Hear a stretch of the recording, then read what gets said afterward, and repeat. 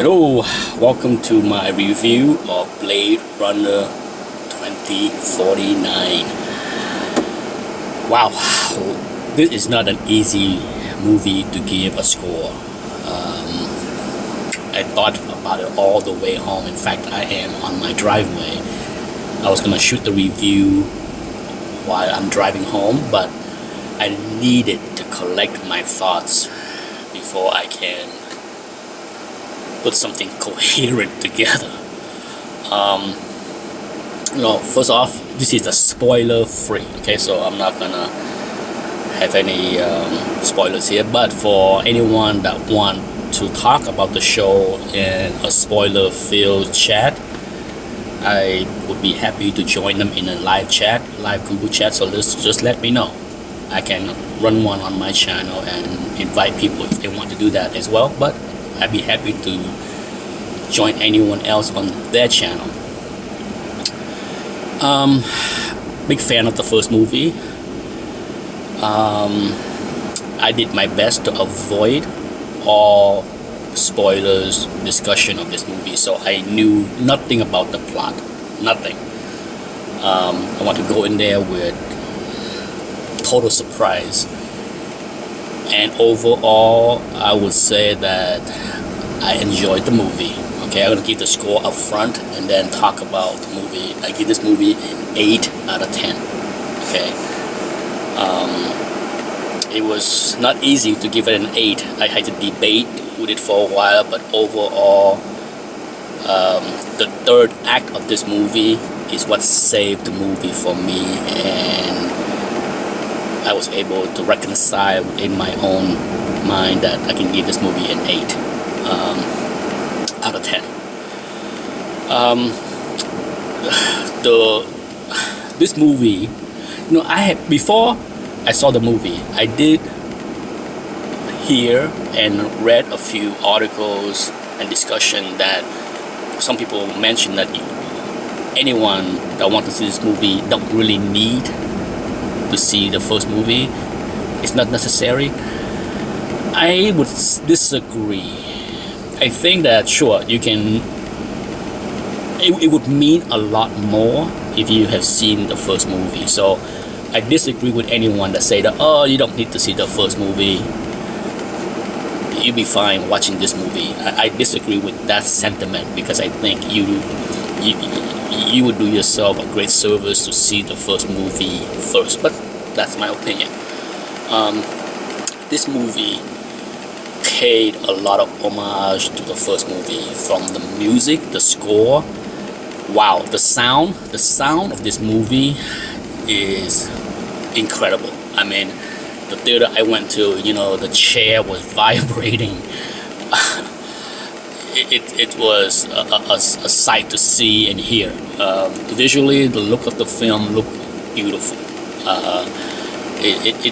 There are part of the movie kind of paid homage to the look and feel of the first movie, but in many ways it's also made its own. Okay, just for those that have seen the trailer, you see a lot of that, and so it has its own look, but there are plenty of scenes where you can see it belong in the same universe as the first movie. The acting, top notch. There is absolutely zero complaint from me as far as the acting job of Ryan Gosling, Robin Wright, even Harrison Ford. My only gripes with Harrison Ford is his initial encounter and reaction and attitude toward Ryan Gosling. That didn't make any sense for me. That was one of the weak point of the movie. I'm not going to spoil anything, but to me, their encounter in the beginning, their first encounter, just didn't make a lot of sense for me.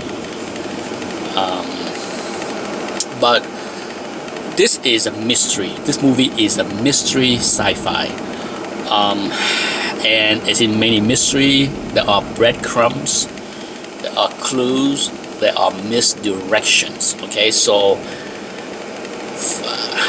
I would be honest that the first hour and 40 minutes, this movie is 2 hours and 40 something minutes. Okay, it's almost 2 hours and 50 minutes. If you add in the 15 minutes worth of trailers, I was in the movie theater for 3 hours. But I can say that the first hour and 40 minutes were a little bit slow for me. And a little bit frustrating because as beautiful as the scenes in the movies are, I felt that there was many lingering shots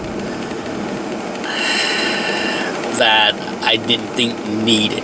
But that's just my taste. Okay, to me this movie could have been done in 2 hours.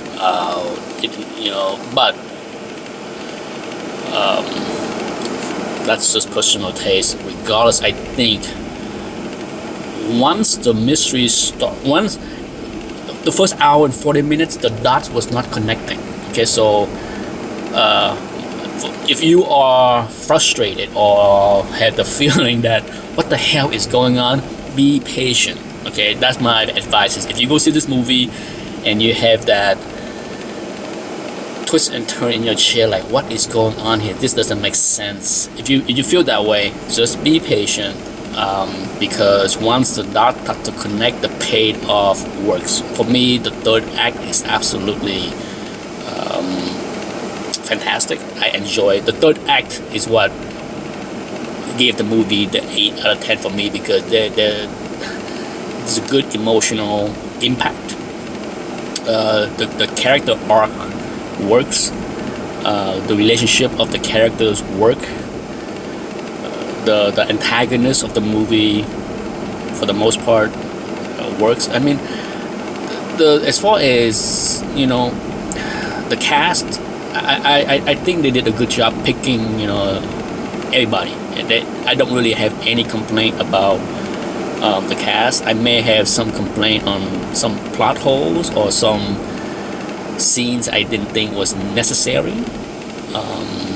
But overall, I believe the story of this movie is better than the original Blade Runner.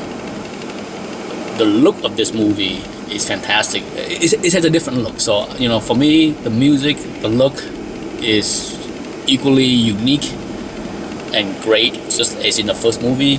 The story is better. I just think that the flow, I think what ultimately get this movie a slightly lower score than the original Blade Runner for me is the flow of the movie. To me, it didn't flow as well, and it's a little bit on the long side, especially in the first 2/3 of the movie. But that's it. That's my spoiler-free review of Blade Runner 2049. Thanks for watching. Bye bye.